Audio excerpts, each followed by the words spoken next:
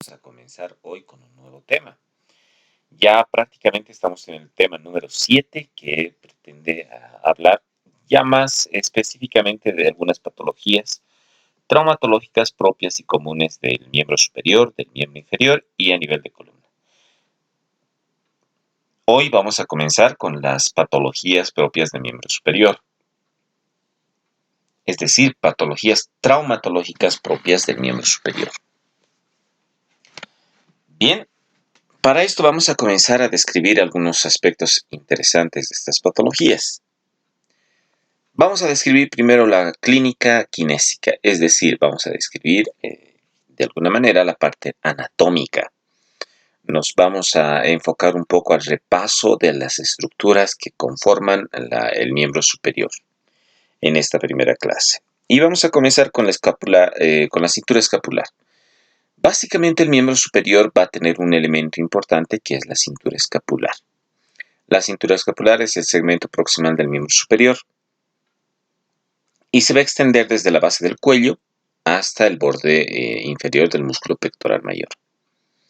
En otras palabras, estamos hablando de toda la región de hombro, pero que va a tener una relación directa con la parte anterior y superior del tórax y la parte posterior y superior del tórax también. Y va a estar formado pues el cinturón escapular por la escápula y la clavícula, formando una relación directa a manera de cinturón, a manera de un cinturón que va a estar conformado por las dos escápulas y las dos clavículas. Además del cinturón escapular estar formado por estos elementos, pues vamos a tener un elemento más que va a ser la articulación glenohumeral, que va a ser la unión de la cavidad glenoidea del omóplato y la cabeza del húmero. Básicamente estamos hablando de toda esta estructura ósea. Estamos hablando precisamente de la clavícula, de las dos clavículas, derecha e izquierda, de las dos escápulas, derecha e izquierda también, y también directamente de la articulación glenohumeral que va a unir la escápula con la extremidad superior del hueso húmero. Como pueden ver aquí, pues la clavícula va a ser esta, que es una estructura o es un hueso que se considera un hueso plano, a pesar de ser un hueso que tiene cierta similitud con un hueso largo, pues va a ser un hueso plano, que va a articular directamente la escápula con la clavícula a través de la articulación acromioclavicular. Por el otro extremo, la clavícula va a estar articulada directamente con el esternón, que es una parte importante también,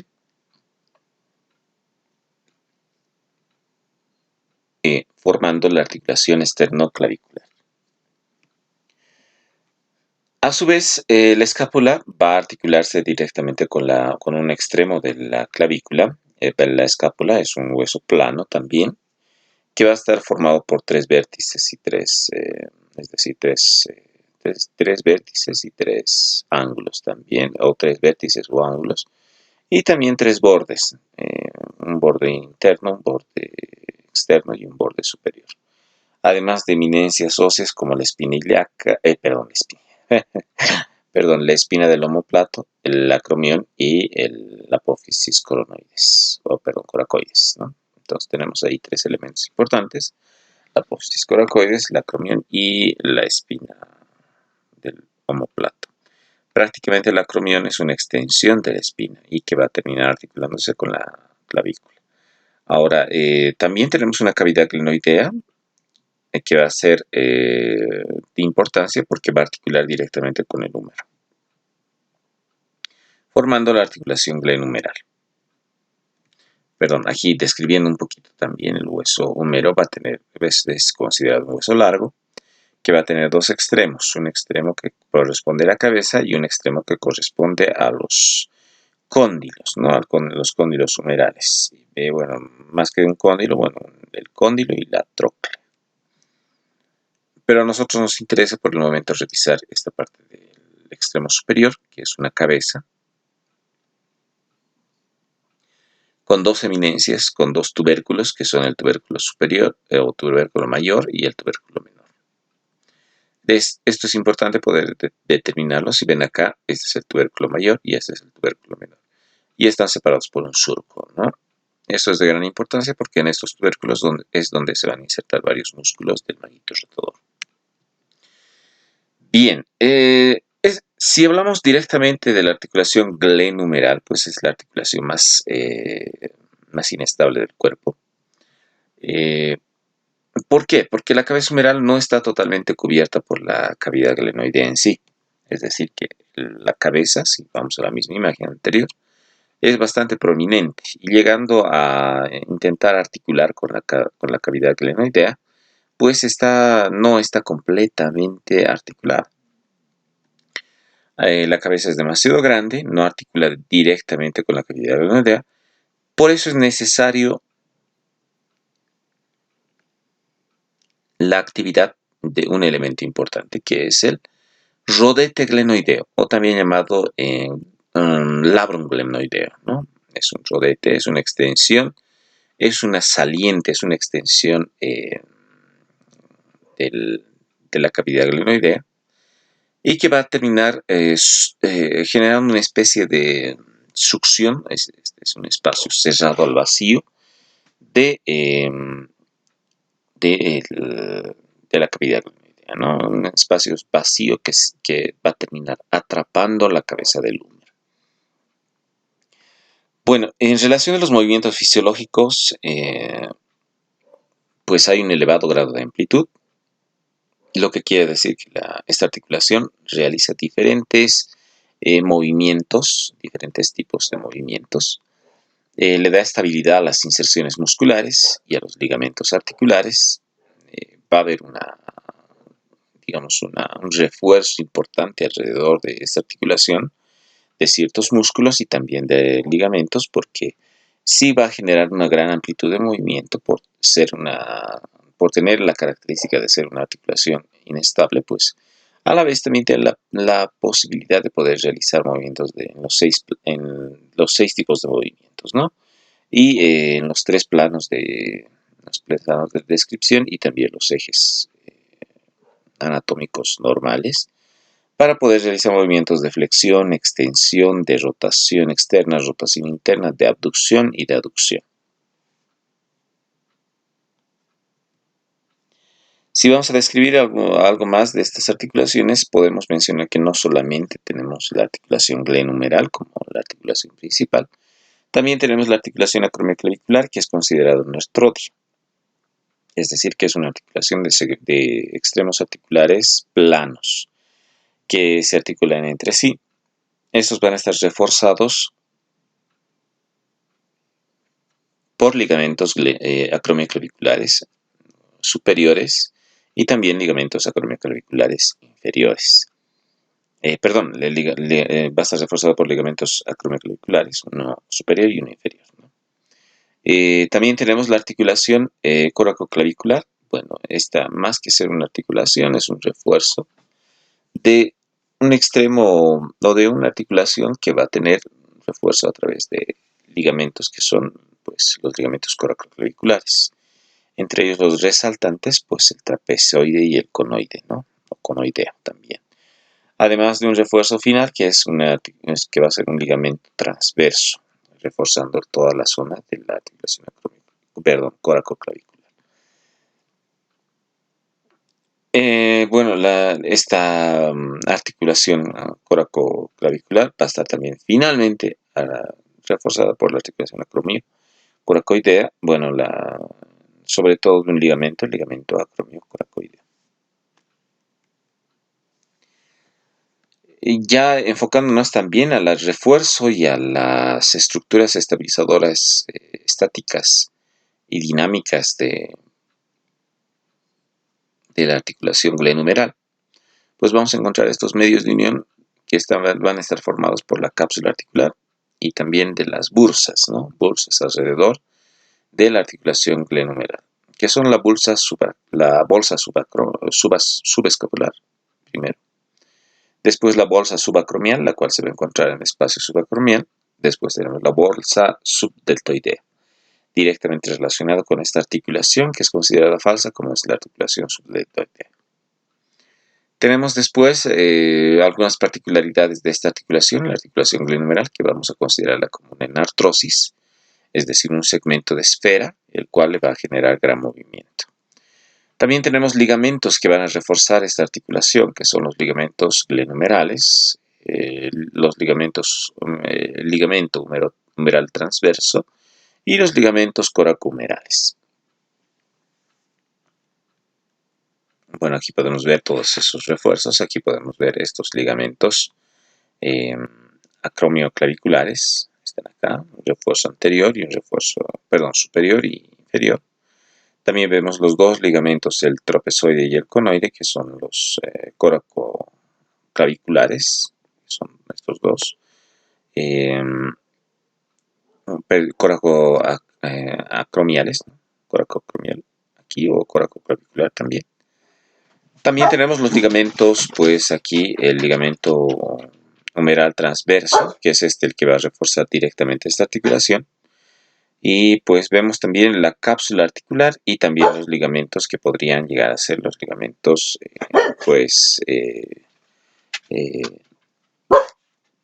los ligamentos acromioclaviculares y los glenohumerales, ¿no? El complejo glenohumeral, que van a ser ligamentos, el glenohumeral superior, el glenohumeral medio y el complejo glenohumeral inferior.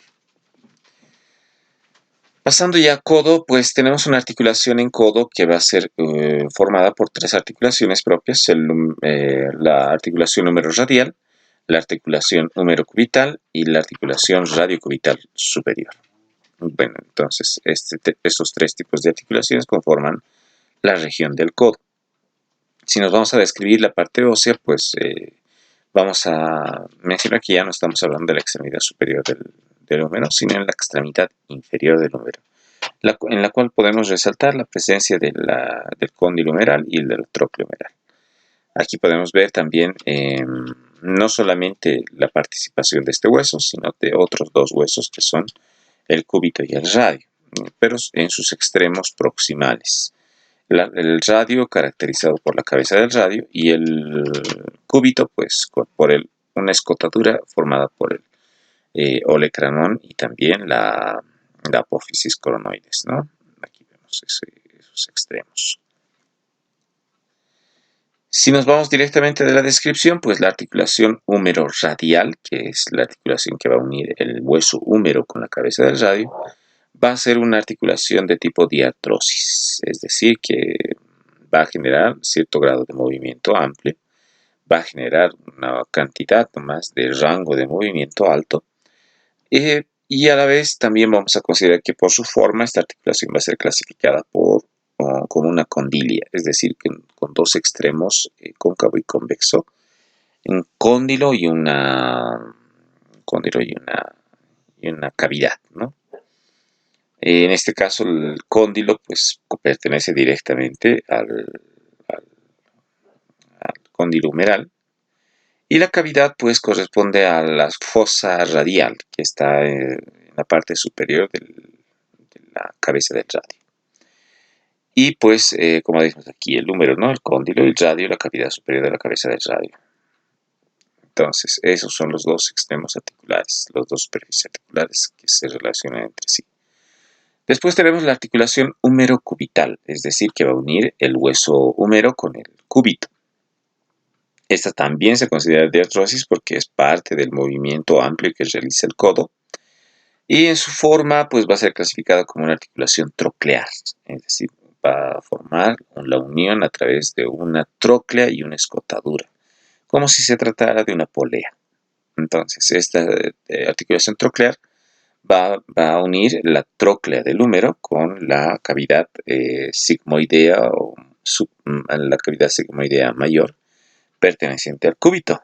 Esta cavidad sigmoidea mayor pues va a estar formada por dos elementos importantes que son el olecranon y la apófisis coronoides.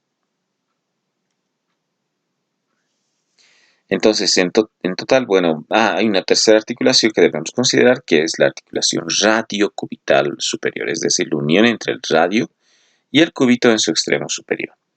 El radio formado por la cabeza del radio, la cara medial, y el cúbito formado por la cavidad sigmoidea menor, es decir, la unión de la parte inferior pues de la parte superior del cúbito, ¿no? Y van a unir el radio con el cúbito. Esta articulación, pues, si es considerada trocoide, también va a formar parte de la gran amplitud de movimiento que se considera a nivel de codo, pero en su forma va a ser clasificada como trocoide. Esta articulación considerada trocoide, pues es una articulación que relaciona dos cilindros, ¿no? Uno sobre otro cilindro. Entonces permite o comienza aquí la participación de movimiento de pronosupinación a nivel del antebrazo. En relación de las estructuras que van a reforzar la articulación de codo, vamos a encontrar los ligamentos. Un cuadrilátero, ¿no? Una formación de 4 ligamentos, un ligamento anterior, un ligamento posterior, ligamentos laterales, que van a ser el lateral interno y el lateral externo. Además de estos 4 ligamentos importantes para estabilizar el codo, vamos a encontrar otros más, que son, por ejemplo, el ligamento anular, el cual va a rodear completamente la cabeza del radio, y pues lo va a reforzar y lo va a fijar a la articulación radiocubital superior o radiocubital proximal. También tenemos el ligamento cruzado de Tenus, el cual pues va a tener un refuerzo directamente entre el radio y el cúbito en la cara anterior. Aquí podemos ver una imagen más que va a describir pues los ligamentos laterales, el lateral interno y el lateral externo. Lo que podemos rescatar del lateral interno y el lateral externo del codo, pues que se van a extender primero en una misma zona, que es pues el epicóndilo y el epitrocle. En la cara externa del codo, pues vamos a encontrar el epicóndilo, y de partir de esta eminencia, de esta zona de emergencia de diferentes elementos anatómicos, el epicóndilo, se va a extender el ligamento lateral el ligamento lateral externo. Y se va a dividir en 3 fascículos. Estos 3 fascículos se van a empezar a distribuir en diferentes zonas de la articulación. Por ejemplo, el fascículo posterior del ligamento lateral interno se va a extender hasta la parte externa del olecranon.